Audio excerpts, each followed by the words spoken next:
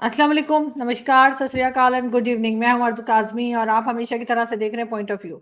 हमारे साथ हैं जी साजिद ताड़ साहब, बहुत शुक्रिया सर कि आज आप आए। थैंक यू सो मच आपसे। थैंक यू सो सर आज बड़ा चर्चा है डीजी आईएसपीआर की प्रेस कॉन्फ्रेंस का जो उन्होंने की है, 9th में आने वाला है, तो शायद उस हवाले से प्रेस कॉन्फ्रेंस थी, लेकिन उन्होंने काफ़ी इमरान खान की पार्टी को भी कहा है और कई दूसरी चीज़ों के ऊपर बात की है। क्या कहेंगे आप? चार चीजों पे उन्होंने ज्यादा जोर दिया है। एक तो पाकिस्तान के सिक्योरिटी हालात के ऊपर उन्होंने बात शुरू वहां से की थी। उन्होंने अफगानिस्तान और उसके बाद दूसरे जो दहशत गर्दी के हवाले से बिलखसूस उन्होंने वो जो लिंक किया उसी को भी अफगानिस्तान के साथ जो चाइनीज इंजीनियर के ऊपर अटैक हुआ था, एक उस पर उन्होंने बात की है। फिर उन्होंने खासकर 9 मई के हवाले से बात की है। फिर उन्होंने इलेक्शन के बारे में जो है, और तीसरा उनका सबसे ज्यादा फोकस था कि प्रोपेगेंडा जो मुख्तलिफ प्लेटफॉर्म से होता है उसके बारे में उन्होंने बात की। लेकिन जो इसमें कई चीजें बड़े तैयार होकर आए थे। मैंने उनकी 2 दफा देखी प्रेस कॉन्फ्रेंस को, रिवाइंड कर करके कि वो चीज और उनको ट्रांसलेट करने की कोशिश की। बड़ी तैयारी के साथ आए। बल्कि जो 9 मई के हवाले से उन्होंने जो बिलखसूस एक, मैं समझता हूँ कि पूरी कौम को क्लियर मैसेज दिया है, जुडिशरी को भी मैसेज दिया है। उन्होंने जुडिशरी को भी डिस्कस किया है कि 9 मई को इतना लाइट ना लिया जाए, हमारे पास शवाहिद मौजूद हैं जिन लोगों ने सब कुछ किया। फिर उन्होंने बिलखसूस इसके साथ कंपैरिजन किया कि फ्रांस के अंदर भी जो लोग इस तरह कानून को अपने हाथ में लेते हैं उनको सजाएं हुई, यूके के अंदर हुई, और फिर अमेरिका के अंदर भी 6 जनवरी के लोगों को किस तरीके से सजाएं दी। लेकिन इस पे मैं बिलखसूस उन्होंने क्लियर लाइन तो बता दी है कि हम डायलॉग नहीं करेंगे।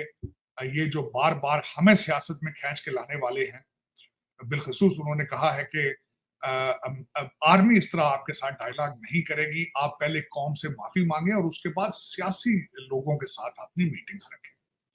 तो उन्होंने एक तो क्लियर मैसेज ये दिया है कि हम आपके साथ डायलॉग नहीं करेंगे। जो बार बार ये कभी कहते हैं ये 3 लोग जर्नैलों के साथ बैठेंगे, कभी इतने लोग जर्नैलों के साथ बैठेंगे, तो ये उन्होंने इसको तो उन्होंने क्लियर कर दिया। फिर उन्होंने अदलिया को सिग्नल दिया है कि आप इसको लाइट ना लें और इस पे जल्द फैसले करें। और फिर मैं एक बात जो मुझे सबसे ज्यादा पसंद आई है आज की प्रेस कॉन्फ्रेंस में,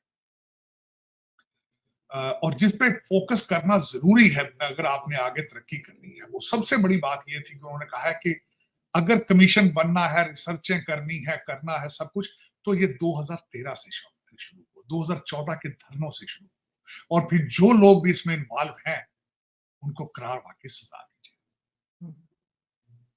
अगर ये कर लिया जाए तो पाकिस्तान तरक्की कर सकेगा, वरना तरक्की नहीं कर सकेगा। क्योंकि माजी की गलतियां जो है, जो इन लोगों को लेकर आए थे, ये जिन्हों वाली सरकार सारी जो है, ये सारे टूने और जिहाद वाले जो लोग हैं, जब तक ये सारे लोगों को ना पकड़ा जाए जिन्होंने ज्यादतियां पाकिस्तान के साथ की हैं, तो फिर आप आगे नहीं बढ़ सकेंगे। जो कौम जिसमें सजा और जजा का कॉन्सेप्ट ना हो, जहां की अदालतें इंसाफ ना दे सके, ना दे रही हो, ना आगे तवक्को हो, तो वो तरक्की नहीं कर पाते।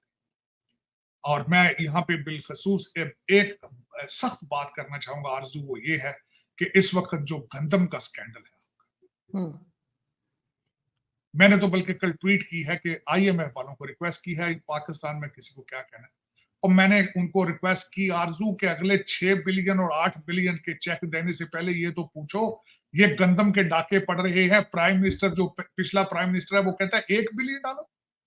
$1 बिलियन कौन सी बड़ी रकम होती है? कहता है $1 बिलियन, तो कहता है चाय की प्याली में तूफान है ये। तो फिर आईएमएफ के क्यों सामने लेटे हो भाई?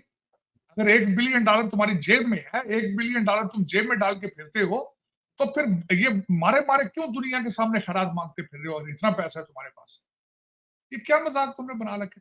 ये तो मैं आईएमएफ वालों से कहा है भाई, आप ये देखो अगला $8 बिलियन तुम पकड़ाने के चक्कर में, जो कि अमेरिकन लोगों का, मेरे जैसे मजदूर लोगों का खून और पसीना है जो दे रहे हो।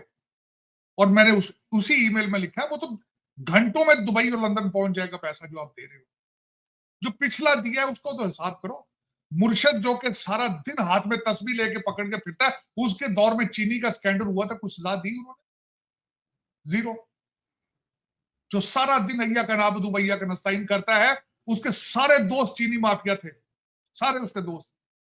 कुछ भी नहीं किया उसने, फ्रॉड, बस कौम को धोखा दे रखा है। चले सर सुबह काकड़ साहब से भी पूछना चाहिए ना। काकड़ साहब भी इस इमाम में सब नंगे हैं भाई। ये जो अभी काकड़ साहब ने तो शहबाज शरीफ पे डाल दिया है, उन्होंने तो दूसरी जो आपकी पीडीएम थी उन पे डाल दिया उन्होंने। कोई बात करते हुए भी नहीं सोचते हो यार कि कहते $1 बिलियन, ये तो चाय की प्याली में तूफान है, ये तो कौन सी बड़ी बात है, $1 बिलियन की गंदम आ गई है। और यार तुम्हें तो कोई एतराज नहीं है, किसान जो सड़कों पे आ गए, मजदूर चीख रहे हैं, लोग गंदम फेंक रहे हैं वो लोग, और जो गंदम आपने इंपोर्ट की थी यूक्रेन से, सारी नाकिस थी वो, और तुमने इस कौम को इस तरीके से इस तरीके से पाक से चलाते हो। ना कोई शर्म है, कोई ना हया है, ना सजा है, ना जजा है। मैं तो ये रिक्वेस्ट करूंगा आर्मी चीफ से कि खुदारा इन लोगों को सजाएं दो, इनको फांसियां दो जो इस तरह लूट रहे हैं पाकिस्तान को, फांसियां दो सरेआम इनको, अगर बचना है तुम्हें। इस तरह पाकिस्तान नहीं चलेगा जिस तरह चला रहे हो। कभी गार्डियन में आ रहा है, कभी टेलीग्राफ में आर्टिकल लिखे जा रहे हैं, वहां एक्सरसाइजें हो रही है, कुश्ती करानी है इसकी तुमने। पहले पूछो तो सही, 3.5 साल इसने क्या किया, उनसे पूछो जो इसको लेकर आए थे भाई। लेकिन आरजू, ये जब तक एहतसाब नहीं होगा क्रॉस द बोर्ड और खतरनाक तरीके से एहतसाब नहीं होगा, ये कौम बच नहीं पाएगी। मैंने आपको कई दफा कहा है कि यहां डॉलर लाना कोई बड़ी बात नहीं है। 8 बिलियन क्या है, आपने तो कंटेनरों में डॉलर लूटे इस मुल्क से। जब अफगानिस्तान आया, अफगानिस्तान में रशिया आया था, आप लोगों ने डाके मारे और आज तक मार रहे हो, अभी तक डाके। 11 बिलियन तो दुबई में पड़ा है आपका भाई, सिर्फ रियल एस्टेट के चक्कर में। जो बेसमेंटों में आपके पाउंड और डॉलर पड़े हैं वो अलग है, ये सिर्फ एक शहर दुबई है। आधा लंदन जो खरीद लिया है, जो आधा टोरंटो खरीद लिया, उसका क्या करना है आप। लेकिन ये कि बस पता नहीं क्या किस तरीके से ये मेरे वतन अजीज के हर फौजी के कंधे पे लिखा है ईमान इत्तेहाद तंजीम। सोचो तो सही उसका मतलब क्या है यार, ईमान इत्तेहाद तंजीम, ये क्या है, इसको ट्रांसलेट करके दिखाओ इनको, ये क्या है। ये फ्रॉड है हर चीज में। और जुडिशरी को देख ले आप, तो उसकी ना कोई पॉइंट उनका पता है कि पॉइंट कौन करता है। वो तो अतर मिनल्ला साहब भी कह रहे हैं ना कि हम तो 75-76 साल से झूठ बोल रहे हैं। तो भाई ठीक करें ना, अपने फैसले ठीक करें ना। मैं मुंह नहीं खोलना चाहता इस जुडिशरी के हवाले से, क्योंकि मेरा ये अपना, मेरे माँ बाप का, मेरे वालिद 1950 के लॉ ग्रेजुएट थे, आधे तो मेरे ये क्लासमेट है जो आगे पीछे फिर रहे हैं। मैं मुंह नहीं खोलना चाहता इनकी अपॉइंटमेंटिंग किस तरह हुई, इनकी तरक्कियां किस तरह होती हैं, इनके रिलेशनशिप क्या है लोगों के साथ, मैं तो बोलना नहीं चाहता, क्योंकि शर्मिंदगी के अलावा कुछ भी नहीं है। शर्मिंदगी के अलावा कुछ भी नहीं है आरज़ू, मैं क्या बताऊं इस बात। लेकिन तभी तो मेरे जैसे लोग भाग गए थे वहां पे, 36 साल पहले भागे हैं। मादरे मिल्लत ने कहा भी भाग जाओ यहाँ से, जान बचानी है तो भाग जाओ यहाँ से, जिंदा भाग के भी भाग जाओ, जान बचाओ। हम लोग तो पॉलिटिकल रिफ्यूजी हैं, हमें तो आपके सिस्टम ने निकाला है, आपने खुद निकाला हम लोगों को, मजदूरियां कर रहे हैं बाहर निकल के आके, और फिर आप कहते हैं भाई आप हमारे एम्बेसडर बन जाए, आप हमारा डायस्पोरा है। कैसी बातें करते हो डायस्पोरा, हम पे कौन सी इन्वेस्टमेंट करके भेजा तुमने भी बाहर, हमें तालीम दे के भेजा तुमने, हमें टेक्नोक्रेट बना के भेजा। आज भी हम जब वापस जाते हैं हमें लूटते हो आप लोग, हमारी बोलियां लगती हैं एयरपोर्टों के ऊपर, हमें पकड़ लिया जाता, पुलिस पकड़ती, उनका रेट डबल हो जाता है रिश्वत का, जज का रेट डबल हो जाता है रिश्वत का। वहां मारसत करते क्या हो गई, सोचो तो सही जरा। लोग मजबूरन सऊदी अरेबिया, दुबई अपने माँ बाप को पैसे भेजते हैं, तुम कहते हो डायस्पोरा जी पाकिस्तान में पैसे, और वो पैसा दिखता ही नहीं है। वो बेचारे डॉलर भेजते हैं हमारे जैसे लोग, वो शाम को बाहर निकल आते हैं। हमारे पैसों से तो तुम्हारे बच्चे पढ़ रहे हैं, हमारे पैसों से तो तुम्हारी प्रॉपर्टियां लंदन और टोरंटो में बन रही हैं, जो हम पाकिस्तान में भेजते हैं। तुम समझते हो शायद हम खुशी से भेजते हैं, माँ बाप को भेजते हैं अपने आप, क्योंकि उनको आपने हॉस्टेज बना के रखा था वहां। 25 करोड़ लोगों को आपने एक लेबर कैंप बना के रखा है, और पता है, हर पाकिस्तानी को पता है हमारे साथ धोखा हो रहा है, हर लूटने वाले को पता है हम लूट रहे हैं, और बड़ी बेदर्दी से लूट, किसी को पता ही नहीं। कहते हैं जी 5 लाख लोगों की सिमें बंद कर देंगे। आरज़ू 5 लाख लोगों बिल्कुल, की बंद होगी। लेकिन सर अब वो मना कर नहीं, दिया है, टेलीकम्युनिकेशन वालों ने मना किया है। आरज़ू टैक्स ना देने वाले सारे के सारे असेंबली में बैठे हैं, जिन्होंने करोड़ों और अरबों में टैक्स देना, वो असेंबलियां में बैठे हैं, वो माफिया हैं। सिम किसकी बंद होगी, आरज़ू काजमी की बंद होगी। सर मैंने दे दिया टैक्स। आपने, मैं मिसाल दे रहा था ना, मिसाल दे रहा था ना, जो कमजोर देखेंगे उसको पकड़ लेंगे। सर नहीं, हम जैसे लोगों के तो टैक्स खुद ही काट लेते हैं, हमसे पूछते थोड़ी है, हमारे बैंक से वैसे ही कट जाता है। ये आप तो जो बड़े लोग हैं वो रोक लेते हैं अपना। बड़ा लोग तो देते ही कोई ना। बल्कि मैं बहुत पुरानी एक स्टोरी बताऊं, मेरा एक दोस्त था बहुत कारोबारी था, बहुत बड़ी पर्सनैलिटी थी, उसकी फैमिली बहुत कारोबार में थी, अब तो शायद भाग भूग के कहीं ऑस्ट्रेलिया चले गए वो कहता था कि मैं जब टैक्स देने जाता हूं तो मुझे टैक्स वाले कहते हैं इतना टैक्स क्यों दे रहे हो यार, इसका आधा कर लो, कुछ हमें दे लो, कुछ खुद रख लो, इतना पैसा क्यों दे रहे हो टैक्स में। कहता मैं टैक्स देना चाहता हूं, वो लेना नहीं चाहता। वो कहते इतना पैसा क्यों दे रहे हो यार, ये आधा तुम रख लो, आधा हमें दे दो, ये क्यों इतना टैक्स दे रहे हो। इन मुल्कों के हालात जब इस तरह के हों तो फिर किस तरह। लेकिन देखें, इसमें कसूर आपका नहीं है। देखें, करप्शन ह्यूमन इंस्टिंक्ट है, उसमें जिबिल्लत है, जहां उसको अपॉर्चुनिटी मिलेगी वो डाका मारेगा, ये इंसान की एक जिबिल्लत है। लेकिन जब ऊपर से नीचे सारे डाके मार रहे होंगे तो फिर देखिए, अपॉर्चुनिटी 25 करोड़ लोगों के पास अपॉर्चुनिटी है डाका मारने की, और वो मार रहे हैं। जिसका हाथ पड़ता है वो मार रहा है, जिनका हाथ नहीं पड़ रहा वो गरीब है। हाँ, जिसका हाथ नहीं पड़ता वो साजिद तारड़ बन के अमेरिका आ जाता है, जिसका हाथ नहीं पड़ता, जिसका कुछ जमीन है वो साजिद तारड़ बन के यहाँ आ जाता है। मुझे एक दफा किसी ने एम्बेसी में किसी बहुत बड़े अफसर का साला लगा हुआ था, अफसर यहाँ पे, तो वो भाईजान ने मुझे थोड़ा सा उन्होंने मुझे टाट सी कराई ओवरसीज पाकिस्तानीज के बारे में, उन्होंने गलत अल्फाज बोले, तो मैंने कहा भाई हम शरीफ लोग हैं तो हम भाग कर यहाँ आ गए। तुम्हारा बहनोई अगर एस्टेब्लिशमेंट में फलां जगह पे ना होता तो आज वॉशिंगटन डीसी में होता, तो आज ये सारी गेम पाकिस्तान में साले और बहनोई की है इस वक्त। ये सारे रिश्तेदार हैं एक दूसरे के, इन्होंने डाके मारने के लिए, मेरी मादरे मिल्लत को लूटने के लिए रिश्तेदारियां एस्टेब्लिश कर ली। और भाईजान को कौन पकड़े, साले को कौन पकड़े, बस वो इसी तरह ही है। क्या इसको पता है, सबको पता है। एजेंसियां आपका अगर आपके फोन टैप कर सकती हैं तो इन फ्राडियों के नहीं कर रही। मैं तो कहता हूँ कि सारा पाकिस्तान चट्ठास्तान बन गया। चट्ठा कौन था, वो जो आपका कमिश्नर था जिसने कहा था भाई मुझे रात को मैं सुइसाइड करने लगा था लेकिन सुबह आ गया हूँ, मुझे ये आ गया, शाम को चेंज हो गया। हर डिपार्टमेंट में तो चट्टे बैठे हैं। चट्ठास्तान है, पाकिस्तान नहीं है।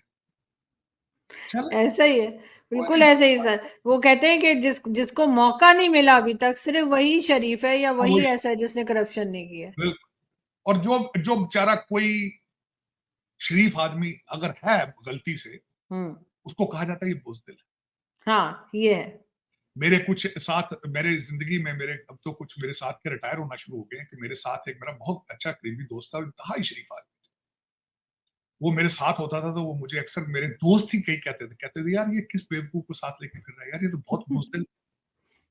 कहते यार इसको काम कहें, ये 3 महीने की छुट्टी ले लेते हैं, ये घटरता है, ये बुज़दिल है। ऐसा ही है।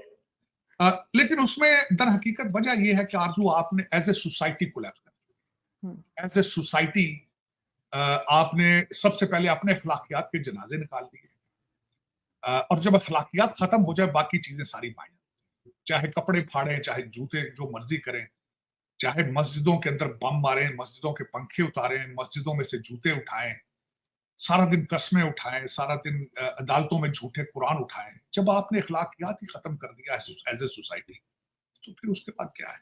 मैं बल्कि कल किसी जगह पे बात कर रहा था, मैं दुख के साथ कहूंगा आप बहसीते कौम एज ए कंट्री कहलवाने के हकदार नहीं है। आपके सूबे मरकज की बात नहीं मान रहे।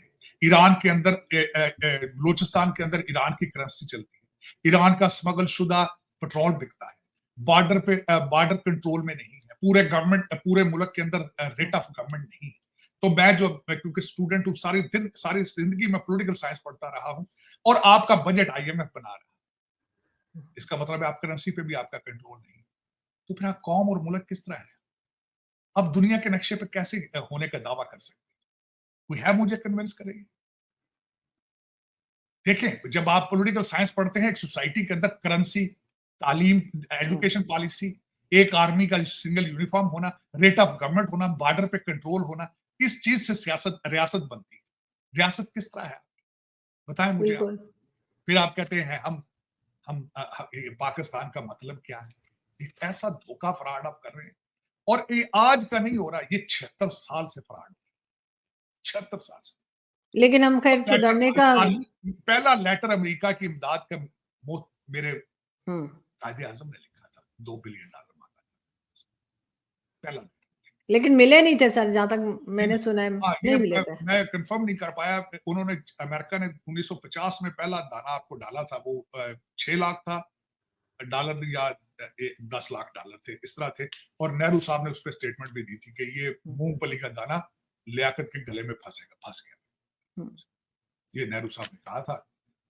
और जिसके बारे में बड़ी कंट्रोवर्सी थी मौलाना आजाद, अबू कलाम आजाद, बल्कि वो अपने जिंदगी के अंदर पाकिस्तान में भी आए थे और कायदे आज़म के मज़ार पे भी गए थे, उसको भी बहुत बड़ी कंट्रोवर्सी बनाई गई थी।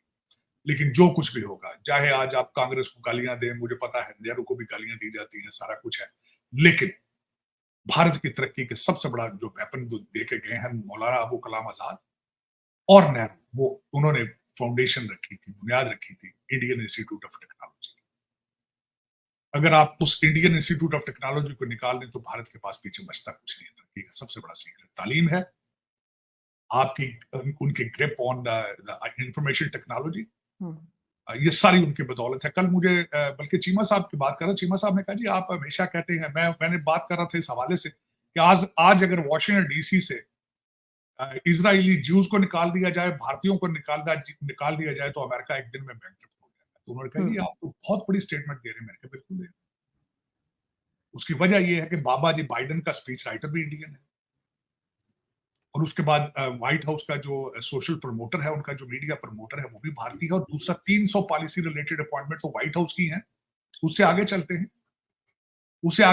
तो जब देखते हैं कि हर बड़ी ऑर्गेनाइजेशन का सीईओ जो है, चाहे गूगल हो, माइक्रोसॉफ्ट हो, फेडेक्स हो, कुछ भी हो, वर्ल्ड बैंक जो है, जो इस वक्त ऑपरेट कर रहा है, वर्ल्ड का पूरा बैंक है, उसको वो अपना अजय भंगा चला रहा है। उन्होंने कहा जी आपने बहुत बड़ी स्टेटमेंट दे दी। मैंने कहा आपसे मैं क्वेश्चन करना चाहूंगा इसके जवाब में, इस वक्त दुनिया का हर आईटी स्टार्टअप कहां से शुरू हो रहा है? इजराइल से शुरू। दूसरा, गूगल ने और माइक्रोसॉफ्ट ने जाके वादा किया है, दोनों भारतीय निजात लोगों ने, कि हम भारत में 1 लाख आर्टिफिशियल इंटेलिजेंस स्पेशलिस्ट बनाएंगे। उन्होंने ये वादा अमेरिका से क्यों नहीं कर लिया? चलाते तो वो अमेरिकन कंपनी है, क्यों नहीं किया? क्योंकि यहाँ के बच्चे पढ़ने नहीं चाहते, कहते हैं मैथ लेस। ये सारे नशा करके, ये सारे गांजा पी के बैठी सारी कौम, तो वो सारे भारत में आर्टिफिशियल इंटेलिजेंस बनाएंगे ना स्पेशलिस्ट। तो फिर अगर ये सारी चीजें हैं तो निकाल दिया जाए तो खत्म है गेम। चलाने वाले तो इनको इस वक्त वही है। हाँ, उनको मैं ये जरूर ये कहूंगा, मैं बिल्कुल गलत कई दफा मतलब लोग ले जाते हैं इसमें आंसू, मैं ये नहीं कहता, मैं ये कहता हूं जो भी करो लॉन्ग टर्म बेसिस पे करो। बड़े अरसे के बाद इस पॉइंट पे भारत पहुंचा है, मैं खुश हूं इस चीज पे, लेकिन इसको सस्टेन किस तरह करना है? एक मेरी नजर में मैंने कई चीजें देखी हैं, तरक्की करना भी इतना मुश्किल नहीं है, उसको सस्टेन करना, मेंटेन करना एक बहुत बड़ी बात है। बिल्कुल। और इस वक्त आपको उस रीजन के अंदर चाइना अपने मसल फ्लेक्स कर रहा है वहां पे। अभी कल की बात ले ले, बल्कि हम आगे चल के ये भी बात करेंगे, president Xi is in France. बल्कि कल की बड़ी बात यह है कि कल चाइना के जेट्स जो हैं, उन्होंने ऑस्ट्रेलिया के हेलीकॉप्टर के ऊपर अपने फ्लेयर छोड़े, और वो मसल फ्लेक्स करता है चाइना। फिलिपीन के ऊपर मुसलसल उनके जो शिप्स हैं वो हमले कर रहे हैं उनके शिप्स के ऊपर। और इस वक्त प्रेसिडेंट शी जो है वो इज इन फ्रांस। उसकी वजह यह है कि एक हफ्ता पहले ही जो प्रेसिडेंट मैक्रॉन है, उन्होंने स्पीच दी है कि France is not a vessel of America. और उसके बाद 2 मुल्कों में वो जा रही है, और ये 2019 के बाद पहला ट्रिप है प्रेसिडेंट शी का, फ्रांस का पहला, कोविड के बाद। और उसकी बड़ी वजह यही है कि फ्रांस जो है वो ऑलमोस्ट अमेरिका से भारी हो चुका है, और वो उस पर कैपिटलाइज करना चाहते हैं। और उसके बाद 2 मुल्कों के अंदर वो जाएंगे, सर्बिया के अंदर जाएंगे और हंगरी के अंदर जाएंगे। सर्बिया, वहां पे जो बल्गराद के पे हमला हुआ था, उसकी एनिवर्सरी आ रही है। 1999 में May 7 को वहां पे जो हमला हुआ था चाइनीज पे, उस एम्बेसी पे, वो उसकी एनिवर्सरी पे जाएंगे वहां। और फिर उसके बाद हंगरी में जाके इलेक्ट्रिकल व्हीकल अपनी एक वो प्लांट लगा रहे हैं, उसका इफ्तिताह करेंगे। तो दर हकीकत ना सिर्फ एशिया के अंदर वो अपने मसल फ्लेक्स कर रहे हैं, वो यूरोप को भी टच कर रहे हैं। अब वो आप अपनी लोकल देखें, मैं हमेशा ये कहता हूं कि अमेरिका तो खैर इस वक्त डाउन, बिल्कुल डाउन है, फ्री फॉल पे है। आज इनके चीखने के बावजूद इजराइल ने राफा के ऊपर अटैक शुरू कर, बिल्कुल। फलस्तीन का और जो इजिप्ट का एंट्री पॉइंट है राफा का क्रॉसिंग, उस पर कब्जा कर लिया उन्होंने। ये यहाँ से ये पता नहीं, मुझे तो लगता है ये टोपी ड्रामा करते हैं ये डेमोक्रेट। उधर से उनको कहते हैं भाई, जिस तरह आपके सरदारी साहब कहते थे, भाई आप तुम ड्रोन अटैक करते रहो, हम मजम्मत करते रहेंगे। शायद मुझे लग रहा है ये भी टोपी ड्रामा है। बच्चों को ओबामा ने कहा है सड़कों पे निकलो तो झंडे जलाओ, और फलस्तीन फलस्तीन करो, उधर से चुप कर जाते, उधर साथ उनको इजराइल को दे दिया इन्होंने, पैसे भी दे रहे हैं कि आप हमले भी जारी और फ्री हैंड भी दिया हुआ है कि वो जो मर्जी करते रहे। बिल्कुल, मुझे तो लग गया टोपी ड्रामा, ये नूरा कुश्ती है सारी, मुझे तो बिल्कुल यही लग रहा है इसमें। तो लेकिन आज जो मैं बिलखसूस बात करना चाह रहा था कि $79 बिलियन फ्रांस जो है मुसलसल ट्रेड करता है भारत के साथ हर साल। $79 billion is a big big statement उन्होंने दी है। उसके बाद उन्होंने कहा जी हम चाइना से डीकपलिंग नहीं चाहते, लेकिन लेवल प्लेइंग ग्राउंड चाहते हैं। फिर लेवल प्लेइंग ग्राउंड आप किस तरह चाहते हैं? कोई चीज आपकी वहां कौन सी जा रही है? फ्रांस से वहां ट्रेड में क्या जाएगा? चाइना की तो हर चीज आ रही है पूरी दुनिया में, आप क्या देंगे? आप कुछ भी नहीं दे सकते हो। तो दर हकीकत इस वक्त अगर देखा जाए तो प्रेसिडेंट शी उन्होंने और दूसरा मैं खास करके यहाँ पे एक चीज देखने वालों को ये जरूर बताऊंगा, इस वक्त प्रेसिडेंट शी और पुतिन दोनों को पता है कि उनके पास तकरीबन एक 6 से 8 महीने तक है, क्योंकि डाउट ये है कि शायद डोनाल्ड ट्रंप इलेक्शन जीत जाए। मुझे लगता नहीं है, क्योंकि एफबीआई और डिपार्टमेंट ऑफ जस्टिस अपनी पूरी कोशिश में है कि किस तरीके से इनको अरेस्ट कर लिया जाए, इनको डीमोरलाइज कर दिया जाए। आज अदालत के अंदर न्यूयॉर्क में ऐसी ऐसी बदतमीजी की बातें वहां की गई हैं डोनाल्ड ट्रंप साहब को बिठा के वहां, कि आप सोच नहीं सकते। मैं समझता हूं कि अगर कोई कमजोर नर्व का आदमी हो, इंसान हो, वो छोड़ के भाग जाए सारा कुछ। लेकिन मेरा ख्याल है कि इस वक्त ओबामा अपनी पूरी कोशिश करेंगे कि किसी तरीके से इनको गंदा किया जाए, इनको फाइनेंशियली नुकसान पहुंचाया जाए, सारा कुछ किया जाए, अरेस्ट किया जाए, सब कुछ किया जाए। लेकिन फिर भी दुनिया जो देख रही है कि ये जो जितना दबाएंगे उसी तरीके से उतना फायदा डोनाल्ड ट्रंप को होगा। लेकिन मुझे नहीं उम्मीद कि डोनाल्ड ट्रंप इलेक्शन जीतेंगे, लेकिन दुनिया डर रही है। पिछले दिनों में आपने देखा होगा 2 हफ्ते के अंदर अंदर 6 मुख्तलिफ मुल्कों के नुमाइंदे आके मिल चुके हैं डोनाल्ड ट्रंप से, एमपीएस भी बात कर चुके हैं। दुनिया को खौफ डर है इस चीज का, और मेरे ख्याल में 2 चीजें होंगी उसके रिजल्ट में, कि पुतिन भी अपनी स्पीड तेज कर देंगे अपनी जंग की यूक्रेन की, और चाइना भी अपने मसल फ्लेक्स करके ज्यादा से ज्यादा चीजें अचीव करने की कोशिश करेंगे इस अमेरिका के इलेक्शन से पहले पहले। अब बिल्कुल ऐसे है। ये इसके खदशात मौजूद हैं, फायदा लोग उठाएंगे, क्योंकि इस वक्त ओबामा जो अमेरिका चला रहे हैं इज वेरी कैलकुलेटेड। पुतिन साहब को पता है कि इनके इनके पल्ले क्या है। उन्होंने इनको सीरिया में भी ट्राई कर लिया है, उन्होंने इनको अफगानिस्तान में भी जलालत होते देख ली है। इस वक्त डी डॉलराइजेशन की मूवमेंट चल रही है। इस वक्त अगर देखा जाए तो आपकी ब्रिक्स के 22-24 कंट्री नए ज्वाइन करना चाहते हैं, वो अपनी करेंसी की बात कर रहे हैं। पहले पेट्रो डॉलर था, अब पेट्रो युआन हो रहा है। सऊदी अरेबिया और ईरान अब बीजिंग मिल रहे हैं।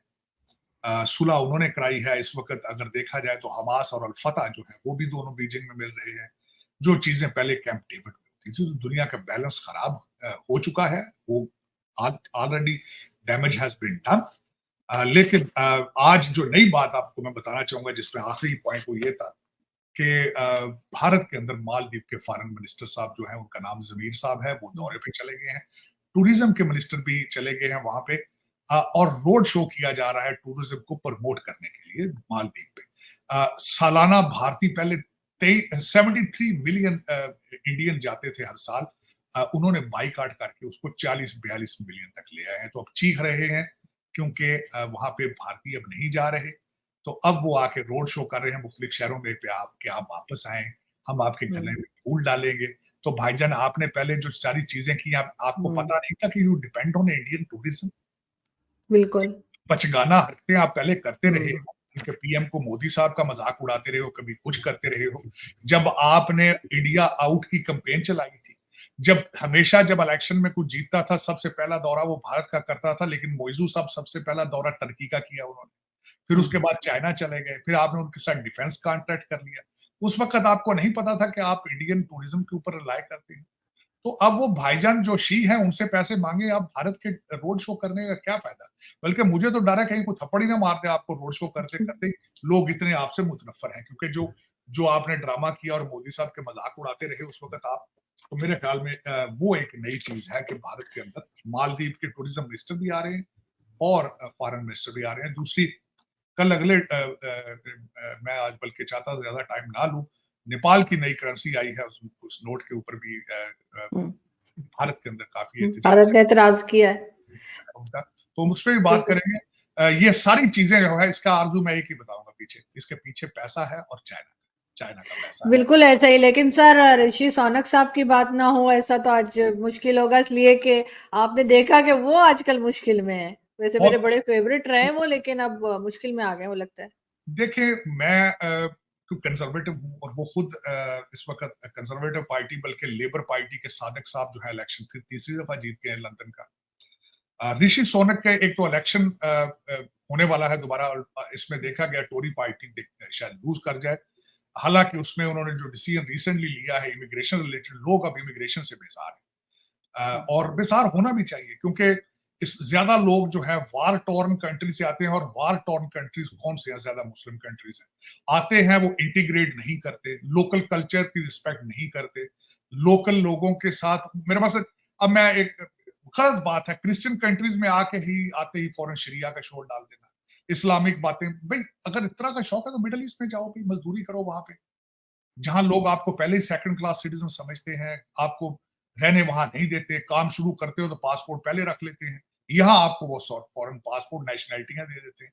लेकिन शुक्रगुजार ना होना ये ज्यादती है, और लोग इस पे बेजार हैं पूरे यूरोप के अंदर, ना सिर्फ इस वक्त यूके के अंदर। हालांकि इन्होंने वहां पर रवांडा एक प्लान बनाया है जिसमें पता नहीं कितने बिलियन पाउंड देंगे वो रवांडा को, लेकिन जितने पॉलिटिकल असाइली होंगे उनको रवांडा में रखा जाएगा। लेकिन कोशिश की है ऋषि सोनक ने कि इस तरीके से वो सिंपैथी गेन कर सकें, लेकिन मेरा ख्याल है कि मुश्किल है ऋषि सोनक साहब का बचना। लेकिन खूबसूरती यूके की ये है कि वोट ऑफ नो कॉन्फिडेंस आएगा, उसका कोई फर्क नहीं पड़ता है, वजीर आजम रहे ना रहे, सिस्टम वैसे चलता रहेगा।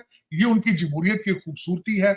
बजाय कि आपकी जमहूरियत के अंदर एक ही दफा वोट ऑफ नो कॉन्फिडेंस मुर्शद का हुआ तो पाकिस्तान के टुकड़े टुकड़े करने के दरपे हो गए, उन्होंने तो हर चीज फाड़ के रख दी। लेकिन ये कि जमहूरियत वहां पे स्ट्रांग है मेरे ख्याल में। लेकिन Rishi Sunak has done a wonderful job, he is my favourite, बिल्कुल। His favourite. और दूसरा, मुझे फख्र है इस चीज पे कि जिस इलाके से मैं खुद हूँ वहां की मिट्टी है वो गुजरांवाला से उनके एंसेस्टर हैं। I am proud of that. और दूसरी सबसे बड़ा फख्र मुझे इस बात का है कि ही प्रैक्टिस हिंदुइज्म। तो उन्होंने, हालांकि he was born South Africa और सारी चीजें, मैं ये समझता हूँ जो भी जिसका मजहब हो उसको उसके साथ मोहब्बत होनी चाहिए, उसका इजहार होना चाहिए, and that's why I respect him. बिल्कुल, और बाकी रिलीजन की भी रिस्पेक्ट करनी चाहिए अपने रिलीजन के साथ-साथ। This is what I believe. बिल्कुल ऐसा ही है। बहुत शुक्रिया सर कि आपने आज जॉइन किया। Thank you thank so you much. So